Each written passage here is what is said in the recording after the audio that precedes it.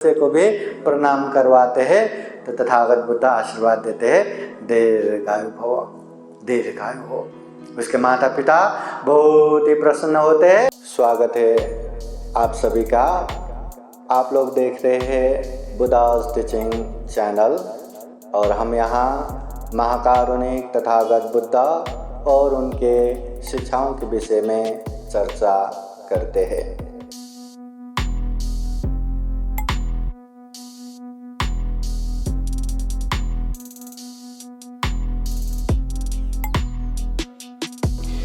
समन्ता चक्रवालेषु अत्र गच्छन्तु देवता सदामं मुनिराजः शृण्वन्तु सद्गमोक्षदम्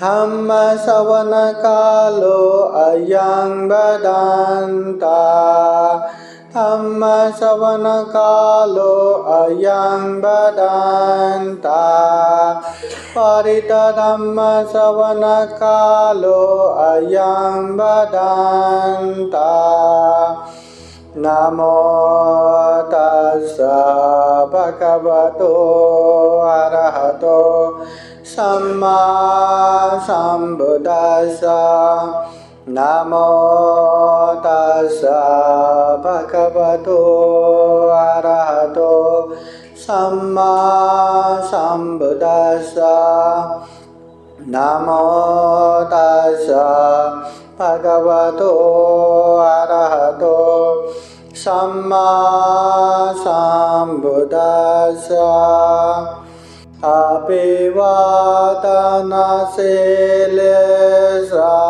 नेच्छं वद्धापचायिनो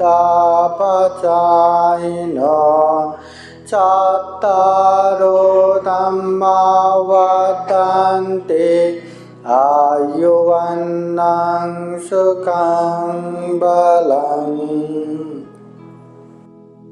सर्वप्रथम महाकारुणिक तथागत भगवान बुद्ध को त्रिवार वंदना। महाकारुणिक तथागत बुद्ध द्वारा देशित सुआख्या धम्म को त्रिवार वंदना। महाकारुणिक तथागत बुद्ध के आर्य श्रावक संघ को त्रिवार वंदना। परम पूजनीय बोधिसत्व डॉक्टर बाबा साहब अम्बेडकर आज के विशेष धम्मदेशना कार्यक्रम में उपस्थित पूजनीय भिक्षु संघ, धम्मसागर बुद्ध विहार में उपस्थित श्रद्धा संपन्न बुद्धि संपन्न उपासक उपासिकाएं। महाकारुणिक तथागत बुद्ध हमेशा हमारे जीवन सुख शांतमय बनाने के लिए कहते रहते थे, सब पाप स अकरना।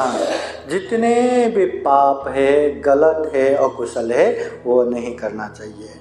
जो भी पाप लगे उससे दूर रहना चाहिए। जो चीज़ें करने से हमें भी हानि नुकसानी होगा, हमारे अपनों का भी हानि नुकसानी होगा, उस तरह के गलत कामों से दूर रहना चाहिए। कुशल उपसंपदा, जो कुशल है, जो पुण्य है, जो धम्म है, वो कार्य करना चाहिए। जो काम करने से हमारा भी हित कल्याण होगा, हमारे अपनों का भी हित कल्याण होगा, ऐसे अच्छे अच्छे काम हमें करना चाहिए। महाकारुणिक तथागत बुद्ध हमेशा कहते, गलत काम मत करो, अकुशल मत करो, पुण्य काम करो, कुशल काम करो। तथागत बुद्ध इसलिए भी कहते हैं क्योंकि तथागत बुद्ध जानते थे कि दुनिया के सारे इंसान सुख चाहते हैं, शांति चाहते हैं, आनंद चाहते हैं, आराम से जीना चाहते हैं, खुशी पूर्वक जीना चाहते हैं। कोई भी यहाँ दुख नहीं चाहते, अशांति नहीं चाहते, पीड़ा नहीं चाहते, कष्ट नहीं चाहते। तो तथागत बुद्ध स्पष्ट कहते हैं, दुख कष्ट नहीं चाहिए तो अकुशल पाप मत करो। सुख शांति चाहिए तो कुशल पुण्य करो। इसलिए तथागत बुद्ध हमेशा ये करो, वो मत करो, ऐसा उपदेश नहीं देते तथागत बुद्ध। अगर अच्छे करो तो क्यों करो, अच्छे करने से क्या होगा, अच्छे ना करने से क्या होगा, वो अच्छे से समझाते। बुरा मत करो, अकुशल मत करो, पाप मत करो, केवल इतना ही नहीं बताते, तथागत बुद्ध समझाते हैं दुनिया में जो जो अकुशल पाप करते हैं वो कितना दुखी है, कितना अशांति है, और जो जो ऐसे ये अकुशल पाप से दूर होते वो कितना सुखी है, कितना शांत है।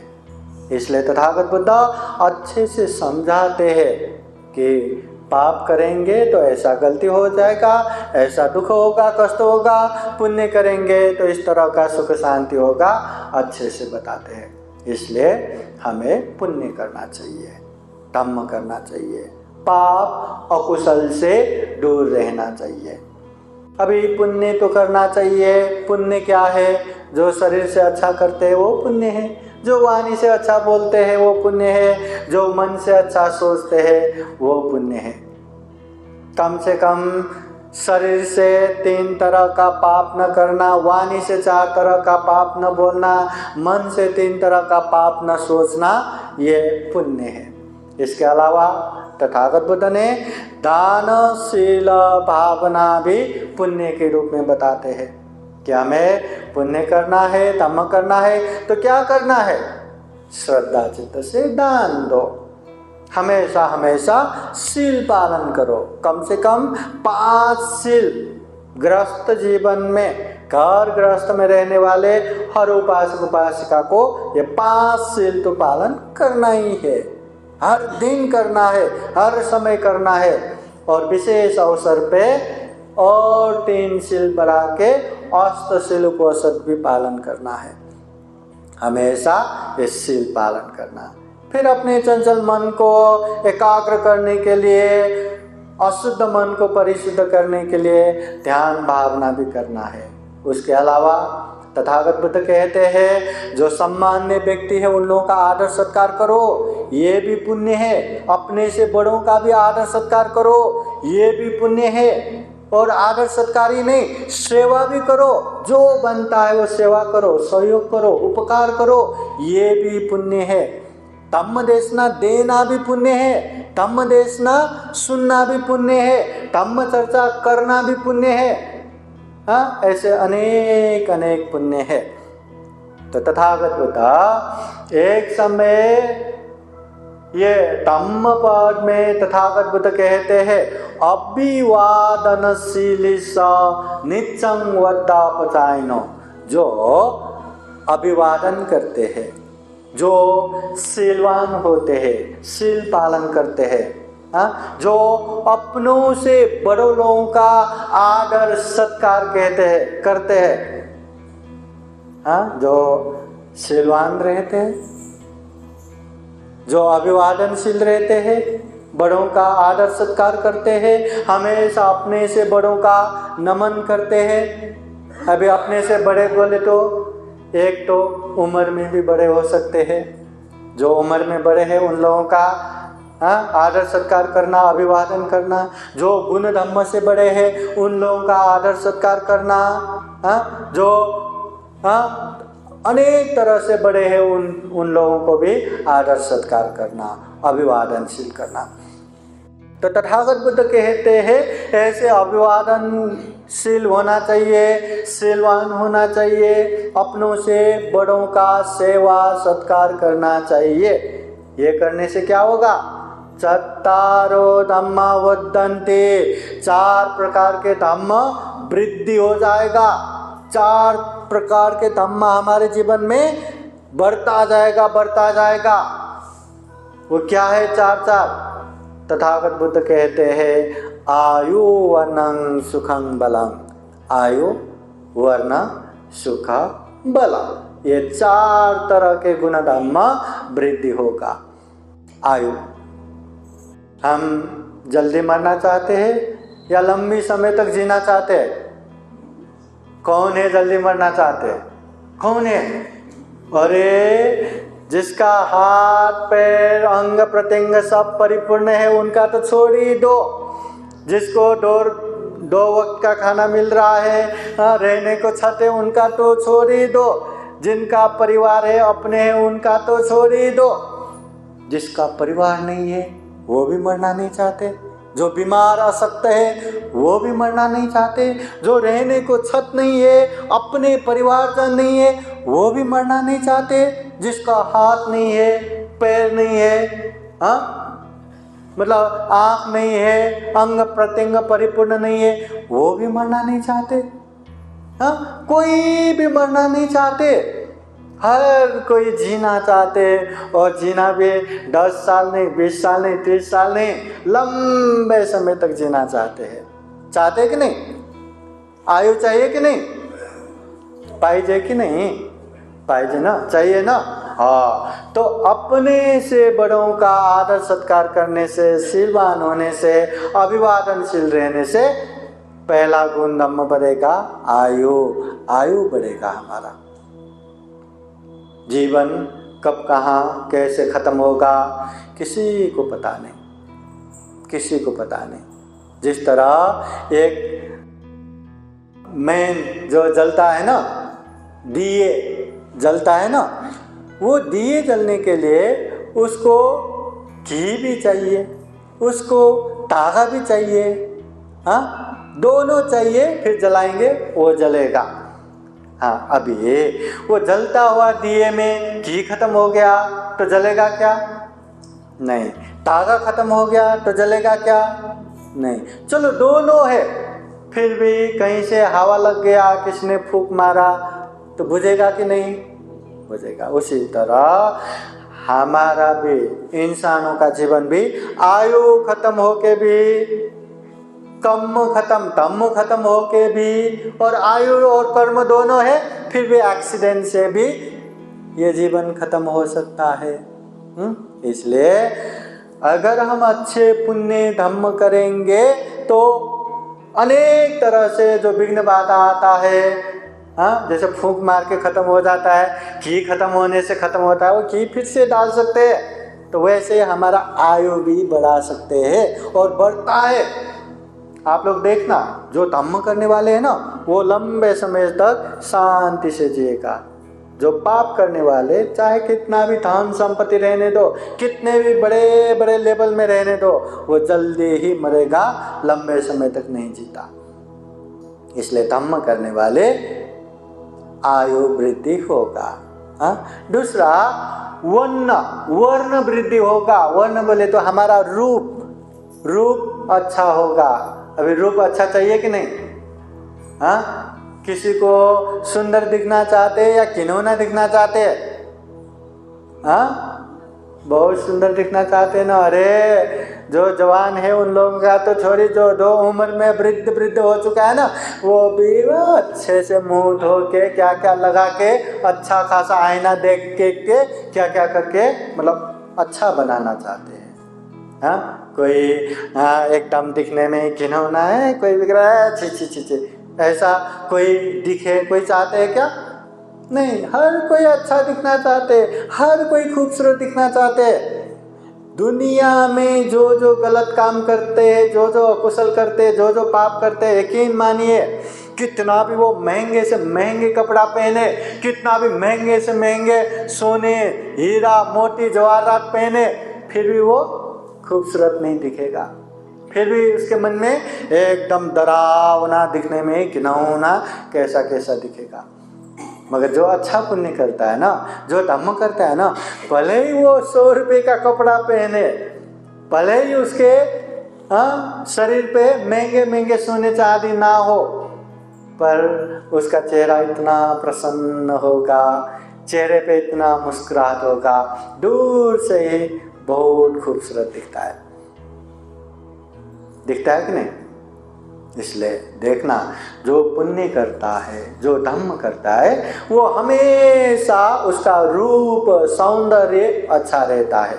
इसलिए रूप सौंदर्य अच्छा बनाना है ना, तो पुण्य करना चाहिए, धम्म करना चाहिए। गलत गलत काम करके मैं 10,000 का कपड़ा पहनूंगा, 1 लाख का कपड़ा पहनूंगा, मैं तो अच्छा ही दिखूंगा ना। मैं 1 लाख का गहना पहनूंगा, सोना पहनूंगा, हीरे पहनूंगा, मैं तो अच्छा ही दिखूंगा ना। दिखेगा क्या? नहीं। अगर उसके चेहरे में टेंशन है, परेशानी है, शांति नहीं है, तो कैसे खूबसूरत दिखेगा? इसलिए वर्ण अच्छा चाहिए, रूप अच्छा चाहिए, तो हमें क्या करना है? पुण्य ही करना है, धम्म ही करना है। इसलिए जो पुण्य करता है, धम्म करता है, उन लोगों का रूप वर्ण भी बढ़ेगा, सुख भी वृद्धि होगा।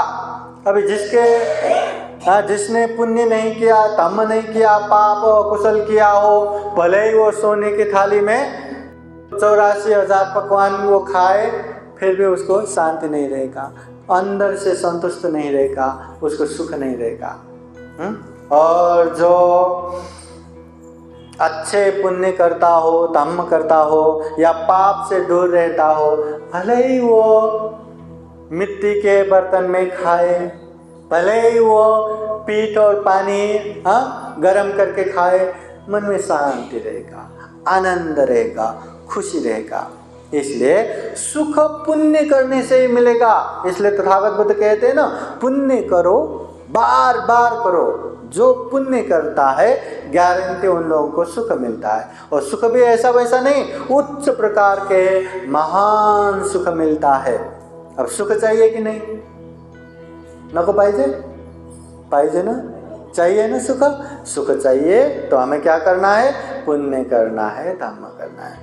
आयु वर्ण सुख बल भी प्राप्त होता है पुण्य करने से। अभी पुण्य करने वाला, धम्म करने वाला, वो कहीं भी जाए उसको डर त्रास नहीं लगता, वो निर्भीक होके वहाँ जाते हैं। अपने बातें रखना है तो भी वो बातें रखते हैं। अब जो गलत काम करते हैं, जो पाप करते हैं, उसके मन में डर रहेगा ना, अरे मैंने कुछ बोला, कहीं मुझे न पकड़ ले, मेरा बेइज्जत न करे, मेरा वो गलती न सामने लाए। कहीं भी गए एकदम डर के मारे एक कोने में बैठा रहेगा, कोई पूछने पे भी वो कुछ बोल नहीं पाएगा, और बोला तो भी करके वो स्पष्ट कुछ भी बातें नहीं रख पाएंगे, बराबर ना।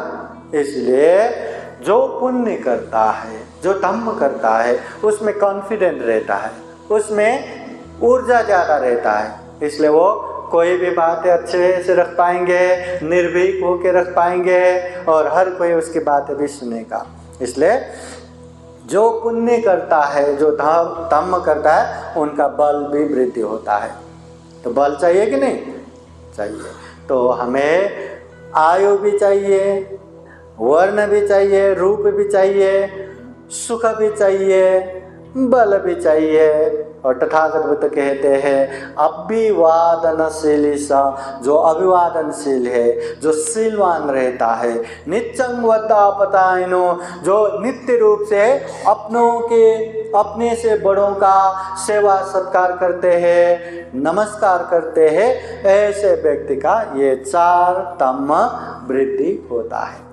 अपनों से बड़ों का सत्कार करना चाहिए, अपने से बड़ों का हमें सम्मान करना चाहिए, ये तथागत बुद्ध कहते हैं।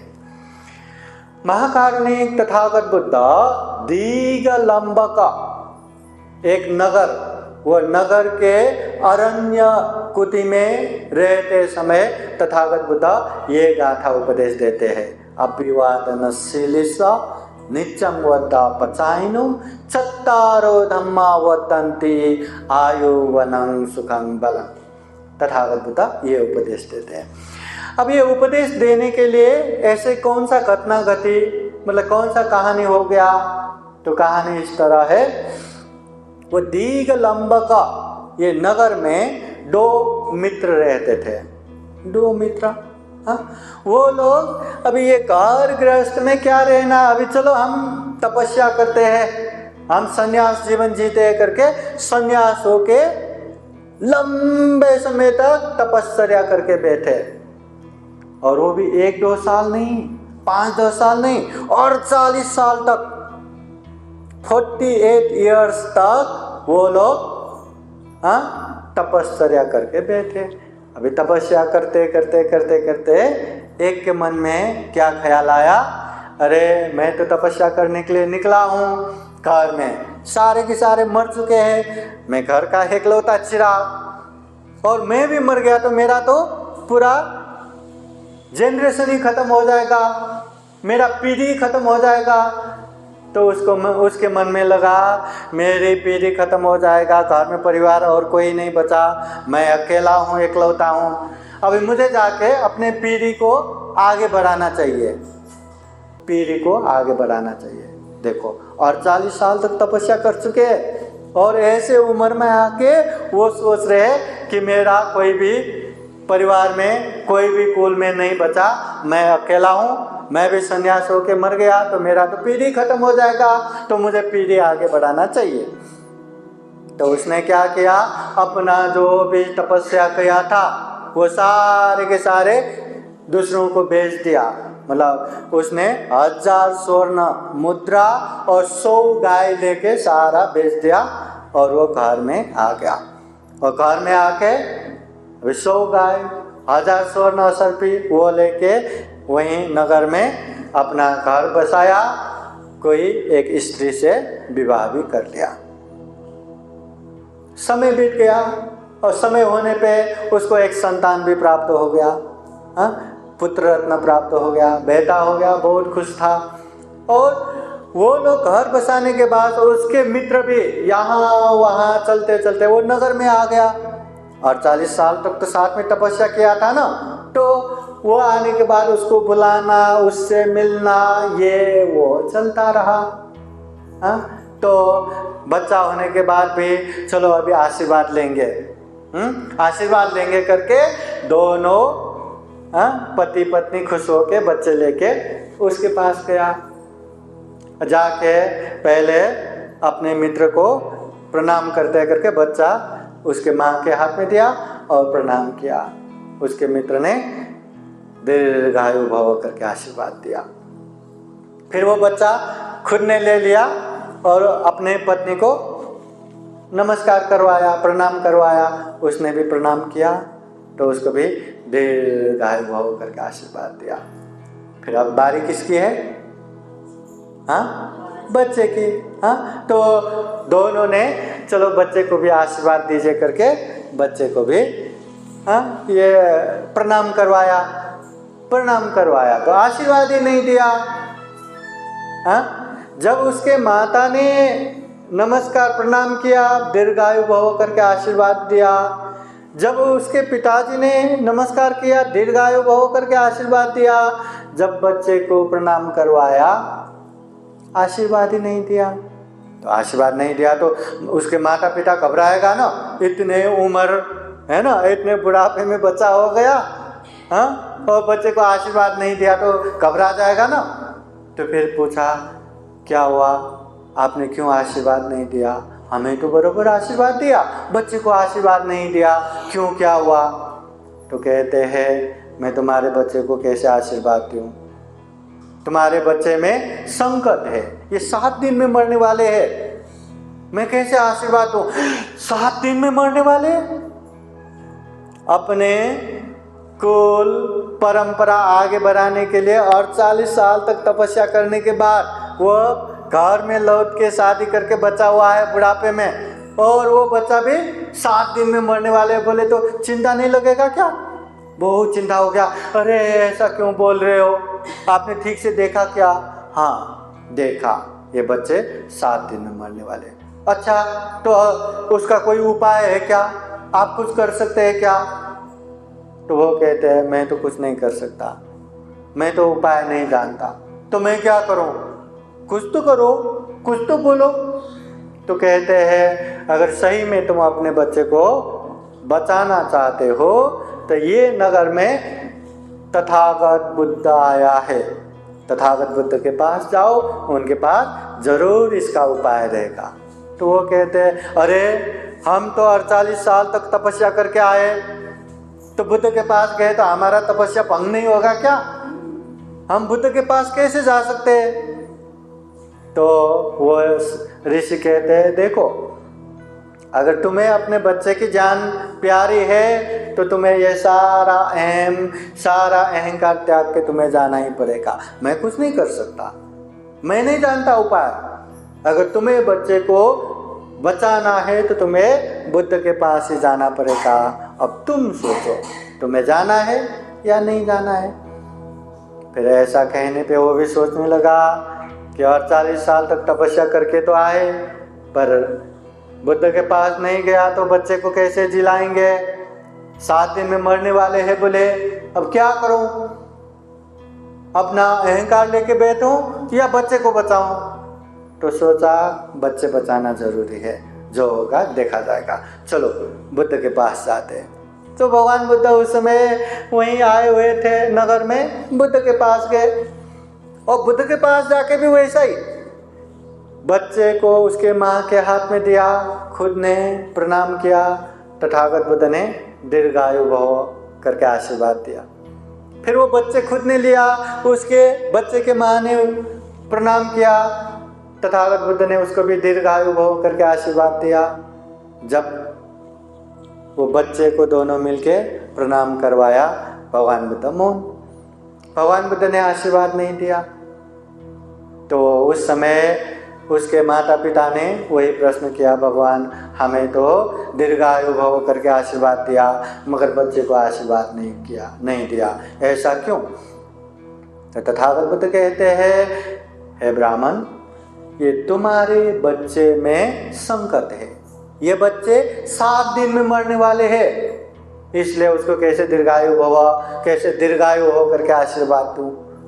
तो उसके माता पिता पूछते हैं, क्या ये बच्चे को जिंदा करने का कोई उपाय नहीं है, जो संकट आ रहा है वो संकट से मुक्त करने का कोई उपाय नहीं है क्या। एक्चुअली वही तो पूछने के लिए आए थे। हाँ, उसके मित्र भी तो वही बोले थे ना, बुद्ध के पास जाएंगे तो बुद्ध के पास उपाय रहेगा, वही पूछने के लिए आए थे। तो तथागत बुद्ध से पूछा, तो तथागत बुद्ध ने कहा हाँ उपाय है। अभी उपाय है बोलने के बाद थोड़ा सा आधार मिला, संतुष्ट हुआ, उपाय है भगवान बताइए ना, क्या उपाय है, क्या करना है। तो भगवान कहते हैं, है उपासक, अगर तुम्हें अपने बच्चे बचाना है तो तुम्हें थोड़ा सा विधि करना पड़ेगा। क्या विधि करना पड़ेगा, हम सब करने के लिए तैयार है। हाँ, तो ऐसा है तो ये करना है कि घर में एक मंडप बनाना है, बीच में एक आसन बनाना है, उसके चारों ओर 16 आसन रखना है और वो 16 आसन में पूजनीय भिक्षु संग बैठ के 7 दिन 7 रात तक महापरित्राण करना है। तो ऐसा करने से बच्चे का जो संकट है वो टल जाएगा क्या, जरूर टल जाएगा। ठीक है भगवान, हम ऐसा ही करते हैं, मगर हमें ये 16 भिक्षु संग कैसे मिलेगा। तथागत बुद्ध कहते हैं, उसका तुम चिंता मत करो, तुम सारा तैयारी करके मुझे जानकारी दो, मैं भेज देता हूँ। साधु साधु साधु, हाँ मैं तुरंत ऐसा तैयारी करके आता हूँ करके वहाँ घर में जाके सारा काम धंधा छोड़ के सबसे पहले वही तैयारी किया, क्योंकि बच्चे जीवित करना है, 7 दिन का उसका आयु है। तो तुरंत वहाँ ऐसे मंडप बनाया, मंडप के बीचों बीच एक आसन डाला, उसके चारों ओर 16 आसन बिछाया और सारे बंदोबस्त करने के बाद भगवान बुद्ध के पास आके भगवान सारा तैयारी हो गया। तो भगवान बुद्ध ठीक है करके 16 भिक्षु लोग उसके साथ भेज दिया। 16 भिक्षु संग जाके बच्चे को बीच में रख के चारों ओर बैठ के 7 दिन 7 रात निरंतर परित्राण करने लगे। परित्राण करता रहा। 7वें दिन रात्रि के समय में, अभी वो अंतिम रात है ना, वो समय में संध्या काल में तथागत बुद्ध भी आ गए वहाँ। तथागत बुद्ध ने भी धम्म देशना दिया, तथागत बुद्ध ने भी परित्राण पाठ किया और तथागत बुद्ध पूरा रात भर वो परित्राण में रुके। अभी महाकारुणिक तथागत बुद्ध वहाँ आए तो वहाँ बहुत प्रभावशाली देव लोग भी आके वो परित्राण सुनने के लिए आए। तो जितने जितने प्रभावशाली देव लोग नजदीक आते और प्रभाव कम कम वाले वो अपने आप दूर दूर दूर दूर हो जाता है। तो वो बच्चे को संकट क्या था, एक राक्षस को 100 साल तक अपने राजा वैश्रवन राजा को सेवा करने के बाद एक वरदान मिला था कि तुम्हें वो बच्चा खाने को मिलेगा। 100 साल तक सेवा करने के बाद एक वरदान मिला था, वो बच्चा खाने को मिलेगा। तो इसलिए वो राक्षस भी वही बच्चा खाने के लिए वहां आया था, बच्चा पकड़ने के लिए।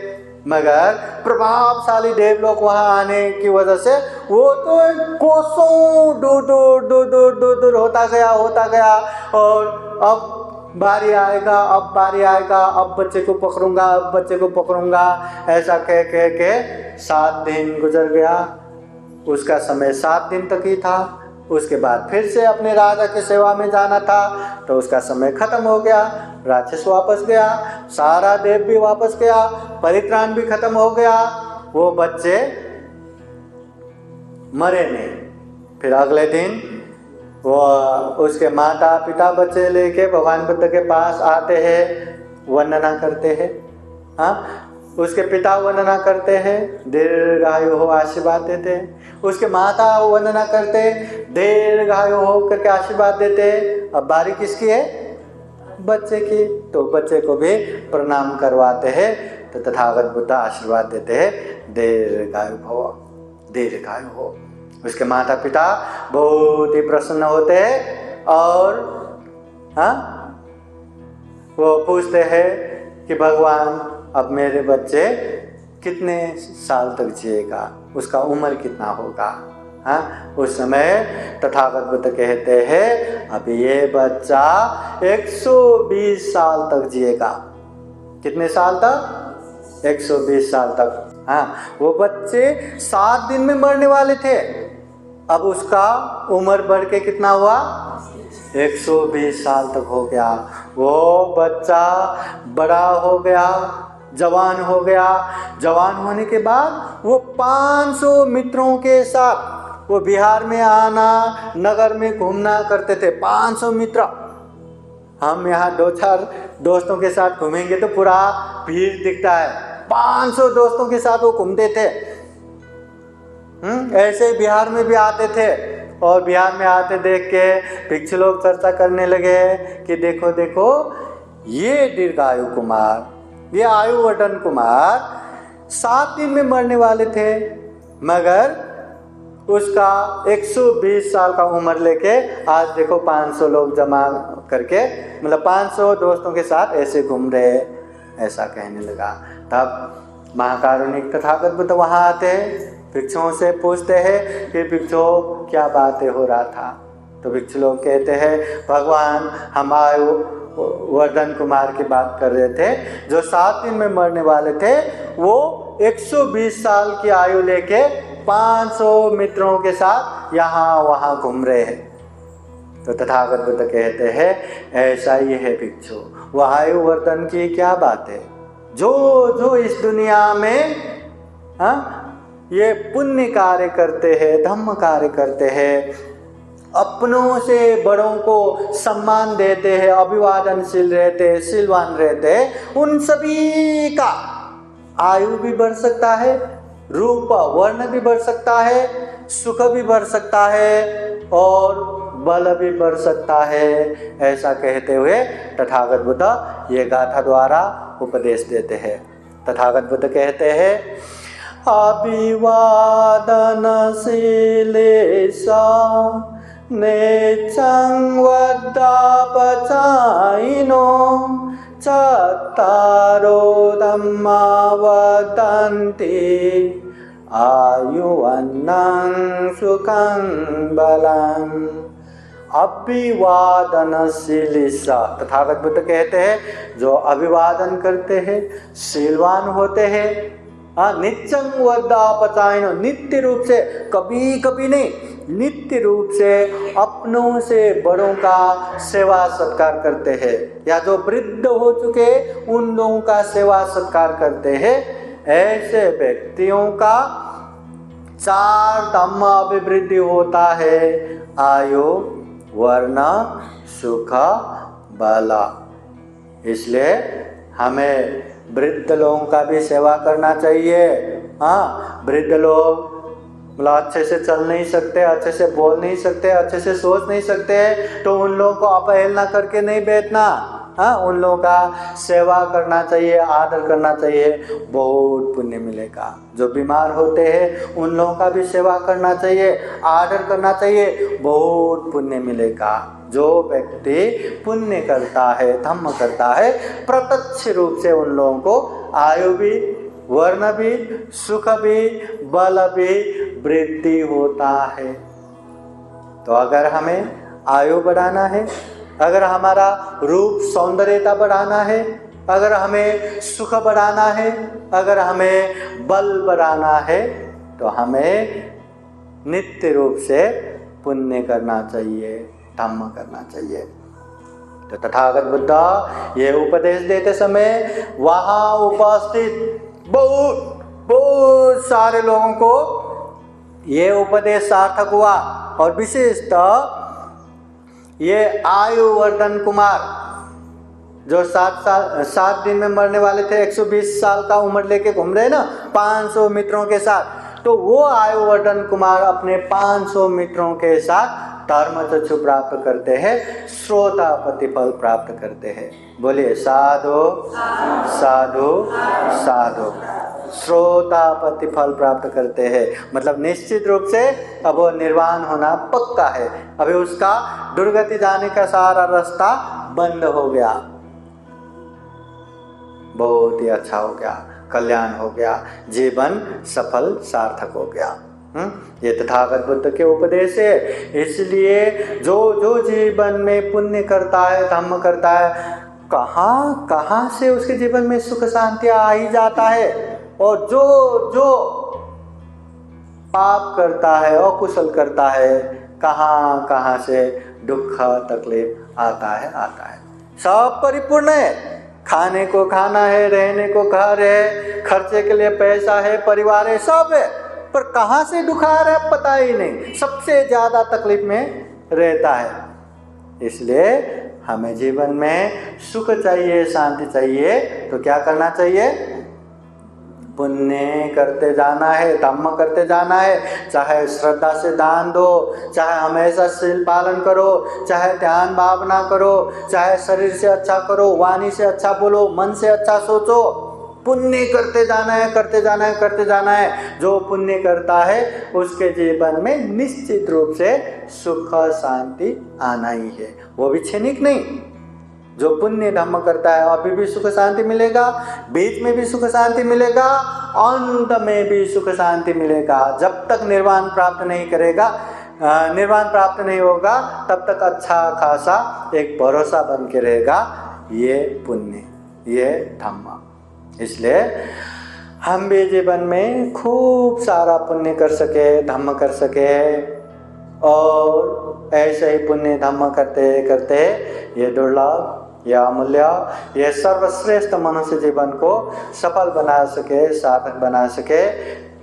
फिर एक बार आप सभी के जीवन में हमेशा हमेशा बुद्ध का आशीर्वाद रहे, धम्म का आशीर्वाद रहे, संघ का आशीर्वाद रहे, ऐसी कामना करते हुए आज का ये धम्म देशना यहीं समापन करते हैं। सबका मंगल हो, सबका कल्याण हो, भवतु सबका मंगलम। साधु साधु साधु। बुद्धं नमामि, बुद्ध को नमन करता हूँ। धम्मं नमामि, धम्म को नमन करता हूँ। संघं नमामि, संघ को नमन करता हूँ।